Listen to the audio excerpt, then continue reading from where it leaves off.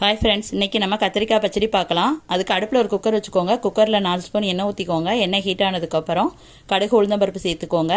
அது பொரிஞ்சு வந்ததுக்கப்புறம் 6 வரமிளகா, கொஞ்சம் ஜீரகம் சேர்த்துட்டு அதுக்கப்புறம் கொஞ்சம் கருவேப்பிலை சேர்த்துக்கோங்க. இதை கொஞ்சம் கலந்து விட்டுட்டு 2 பெரிய வெங்காயம் பொடியாக நறுக்கி சேர்த்துக்கோங்க. கொஞ்சம் உப்பு சேர்த்துட்டு வதக்கி விட்டுக்கோங்க. அது வதங்கினதுக்கப்புறம் 1 ஸ்பூன் பெருங்காயத்தூள் சேர்த்துக்கோங்க. இதையும் சேர்த்து வதக்கி விட்டுக்கோங்க. அதுக்கப்புறம் 2 தக்காளி சேர்த்துட்டு இதே நல்லா வதக்கி விட்டுக்கோங்க. இப்போ 6 கத்திரிக்காய் பொடியாக நறுக்கி சேர்த்துக்கோங்க. இதே நல்லா வதக்கிட்டு 1/4 ஸ்பூன் மஞ்சள் தூள், 1 ஸ்பூன் மிளகாய்த்தூள் சேர்த்துட்டு இதே நல்லா வதக்கி விட்டுக்கோங்க. அதுக்கப்புறம் 200 கிராம் பாசிப்பருப்பை கழுவி இதில் சேர்த்துக்கோங்க. சேர்த்துட்டு இதையும் நல்லா கலந்து விட்டு ஒரு வதக்கி விட்டுக்கோங்க. அதுக்கப்புறம் இது மூழ்கிற அளவு தண்ணி ஊற்றிக்கோங்க. தண்ணி ஊற்றிட்டு இப்போ குக்கர் மூடி போட்டு ஒரு 4 விசில் வச்சு எடுத்துக்கோங்க. 4 விசில் வந்ததும் குக்கர் மூடியை ஓப்பன் பண்ணி பார்த்துக்கோங்க. இப்போ இதை நல்லா கரண்டியை வச்சு கடைஞ்சி எடுத்துட்டுக்கோங்க. இப்போ சாதத்தோடு வச்சு சாப்பிட்றதுக்கு ஒரு அருமையான கத்திரிக்காய் பச்சடி ரெடி ஆயிடுச்சு. பிடிச்சிருந்தா